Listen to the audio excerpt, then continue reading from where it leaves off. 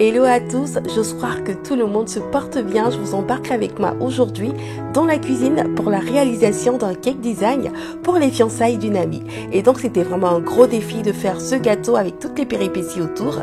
Et je voulais vraiment partager la réalisation avec vous. Donc j'espère que cette vidéo vous plaira. N'hésitez déjà pas à vous abonner et à liker. Donc sans plus tarder, go, c'est parti!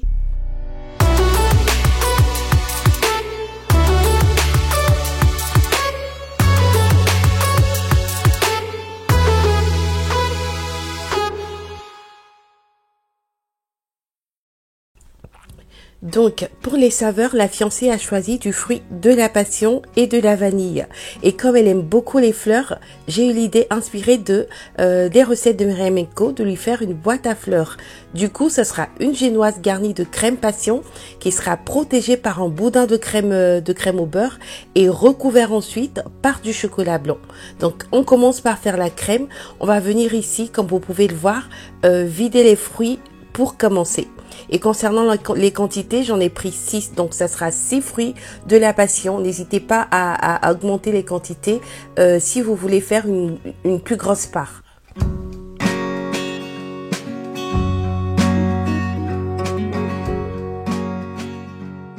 Dans une casserole, on va venir casser 6 œufs également et y rajouter 80 g de sucre, soit à peu près 4 cuillères à soupe bien rases et bien fouettées.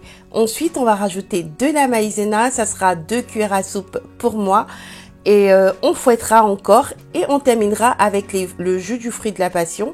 On va mélanger encore et ensuite on passera tout le mélange au tamis pour retirer tous les pépins et obtenir une crème assez lisse pour ceux éventuellement qui n'aiment pas sentir les pépins en mangeant. Puis on ramène tout ça sur feu doux et on mélangera jusqu'à obtention d'une crème épaisse et lisse. Et donc je vous laisse tout ça en image pendant un instant.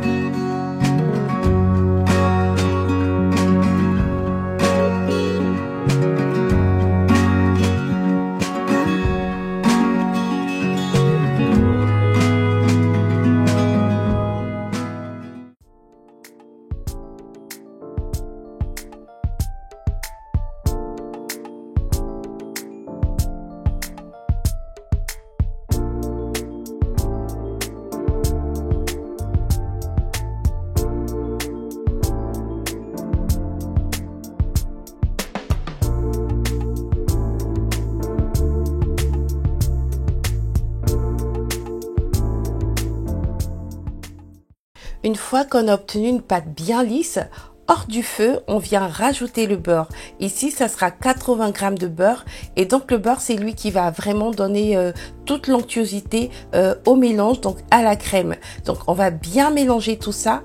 On va filmer au contact le tout et on va réserver tout ça au réfrigérateur.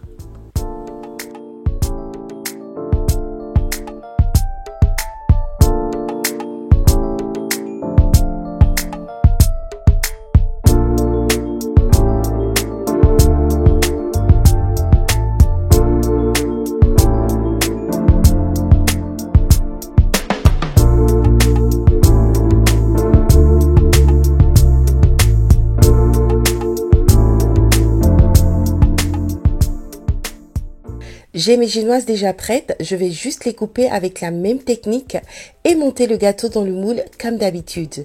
Donc je viens mettre un boudin de crème au beurre meringue suisse comme protection et je remplis le reste de mon disque de crème passion. Je n'oublie pas de bien imbiber de sirop mes disques et je répète les étapes avant de laisser prendre tout ça au frais.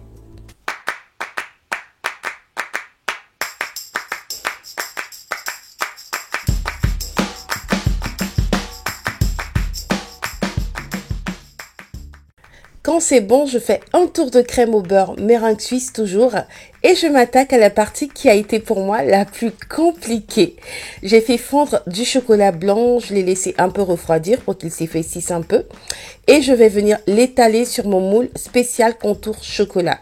Donc comme je vous le disais, c'est vraiment une idée inspirée de la chaîne de les recettes de Myriam & Co. Donc le moule il vient du site Planète Gâteau, il était à 7 €. Je ne sais pas si vous connaissez le site, je vous laisserai tout ça en barre d'infos.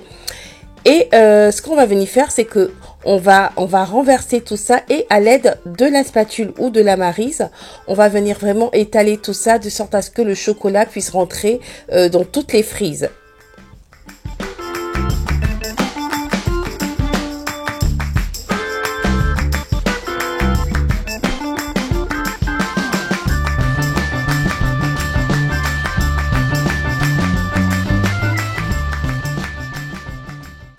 On secoue bien pour retirer toutes les bulles d'air et ensuite on va sortir le gâteau du frigo et pendant qu'il est encore froid, on va venir entourer le moule de chocolat. En fait, on va venir l'entourer avec le moule au chocolat.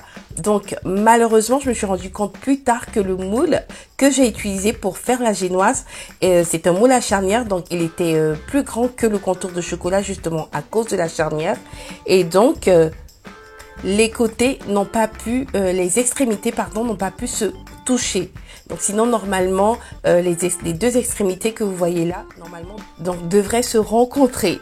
Du coup j'ai dû mettre mes talents d'improvisation à l'œuvre. Vous allez voir après par la suite.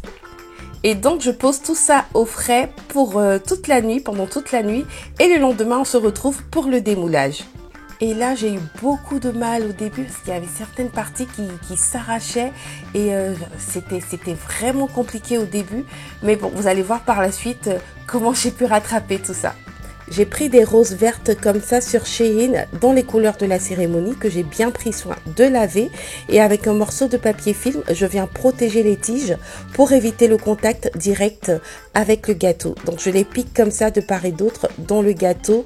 Et je vais rajouter également des pétales de rose dorée. Donc le moulin en chocolat n'était pas, le moule en chocolat n'était pas à la même taille que le gâteau. Donc j'ai fait exprès de le placer haut. Voilà, et j'ai rajouté 2 rubans dorés pour faire comme si c'était justement une boîte à fleurs à offrir. Avec le reste de la génoise, je me suis dit que j'allais faire des magnum cakes pour les enfants présents à la cérémonie. Donc pareil, on mixe la génoise, on rajoute du mascarpone jusqu'à obtenir une pâte non friable et on remplit notre moule à magnum avec des bâtons de sucette en bois tout simple que moi j'ai pris chez Action. On va laisser prendre tout ça au congélateur tranquillement.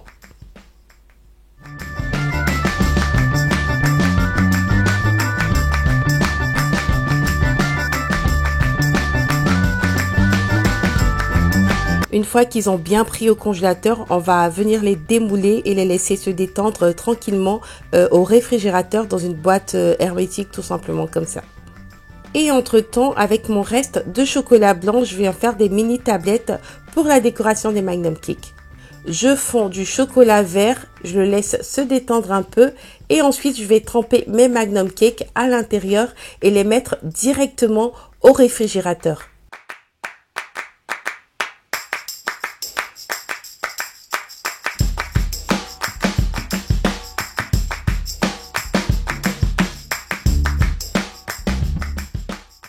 Et on va emballer tout ça dans une boîte à pâtisserie. J'ai mis un ruban vert pour décorer avec les tablettes de chocolat blanc. Donc j'ai un ruban vert qui me restait de l'anniversaire des enfants. Je me suis dit que ça allait pas être mal pour rester dans le thème. Et voilà ce que ça donne du côté des magnum cakes.